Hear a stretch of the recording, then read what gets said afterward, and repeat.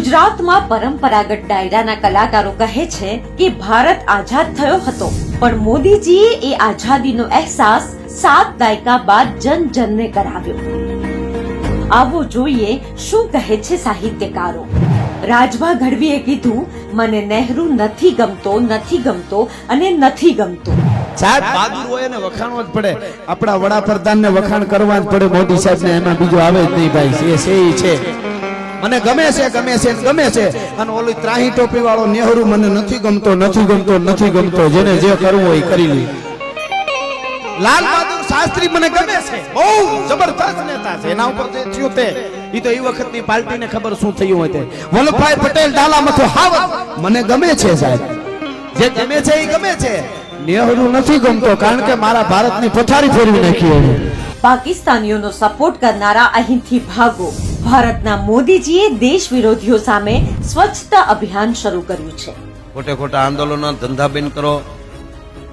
આ પગે લાગીને કહો, ભારતમાં જે જન્મ્યા છો, ભારતની માટી જેને અડી છે, એ ભારત વિરોધનું કાર્ય કરે એ ભારતના પેટનો ન હોય. અને ભારતમાં રહીને ભારતના બંધારણ વિરોધની વાતો કરવી હોય એને કહેજો, અમે તમારા લાભાર્થે ડાયરા કરી દેવું ને તમારે જે દેશમાં જવું ત્યાં રવાના કરાવી દઈશું, પણ મહેરબાની કરીને ભારતમાં રહીને આ ધંધો ન કરતા. હા, વડાપ્રધાન સરસ મજાનું કાર્ય કરી રહ્યા છે દેશનું. તમે કલ્પના કરો, 170 ગઈ ગપ દઈ આ સ્વચ્છતા અભિયાન જ છે. ભીખુદાન ગઢવી કહે છે, માય કાંગલા દીકરા ન જોઈએ, મોદી જેવો મરદ દીકરો ખપે. મને દો ગમે છે કે કામ દાદા કાગોલિયા અને કામ દાદા કપૂત, હકડી સી મયણ ભલી અને હકડો ભલો સપૂત. સાહેબ, હે માં અંબા, હે ભગવતી, હે ભેલિયા વાલી, એક દીકરો દેજે, 9 ખંડમાં નામ રાખે એવો દીકરો દેજે.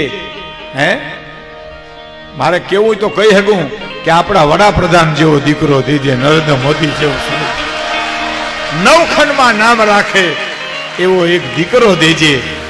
પ્રફુલ્લ દવે કહે છે કે અત્યાર સુધી જે ભારતમાં સત્તામાં આવ્યા તેમાં આ વીર નોખો છે. જેની માએ 7.5 સૂંઠ ખાઈને જન્મ આપ્યો હોય એવા વીરના વખાણ ના કરું તો મારો ધર્મ લાજે.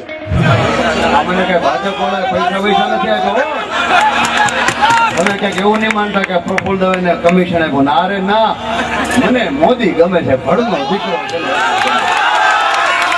ગુજરાતની શિકલ ફેરવી નાખી બાપ. નકરી વાતો કરી બાકી ના. જે મર્દના દીકરાઓ હોય, જે ભાઈડા હોય, જેની માએ હવાશેર હૂટ ખાઈને જેને જણ્યા હોય, એના હું અહીંયા મંચ ઉપર બેસીને જો વખાણ ના કરું, એની સાચી વાત ના કરું તો વાત મારી છે. પછી એ નરેન્દ્ર મોદી હોય કે સરદાર વલ્લભભાઈ પટેલ હોય કે આપણો છત્રપતિ શિવાજી હોય કે મહારાણા પ્રતાપ હોય. દેવાયત ખાવડ કહે છે કે મોદી સિંહ છે, બાકી બધા ઘેટા બકરા. એથી ગુજરાતનો મુખ્યમંત્રી નરેન્દ્ર મોદી એટલું બોલેલા કે જો આ ગામમાં ચારણો રહેતા હોય તો એને કહેજો પેલો ચાંદલો મને ચારણની દીકરી કરે. તેથી ખબર નહોતી કે હિન્દુસ્તાનનો વડાપ્રધાન થવાનો.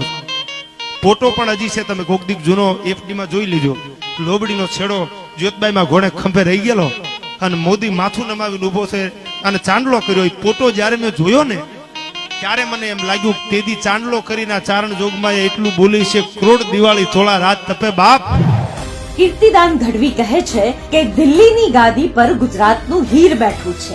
મોદી સાહેબને યાદ કરે ગુજરાતની ધરતીની તાકાત તો જુઓ સાહેબ. અત્યારે દિલ્હીના તખ્તા માથે આખી દુનિયાની નજર અત્યારે ગુજરાત માથે છે કે એ કેવી ધરતી છે, કેવી પવિત્ર ધરતી છે કે જેમાંથી બળુકા માણસો આવે છે સાહેબ. હા, માયાભાઈ કીધું એમ દિલ્હીને બિલ્લી બનાવી દીધી સાહેબ, મીંદડી હાવ. હે ભાઈ, હા, કારણ કે ગુજરાતી ગુજરાત છે, ગુજરાતની ભાષા ગુજરાતી, પણ બોલી હાવ નોખી. 12 ગાવે બોલી બદલે, તેરે બદલે શાખા.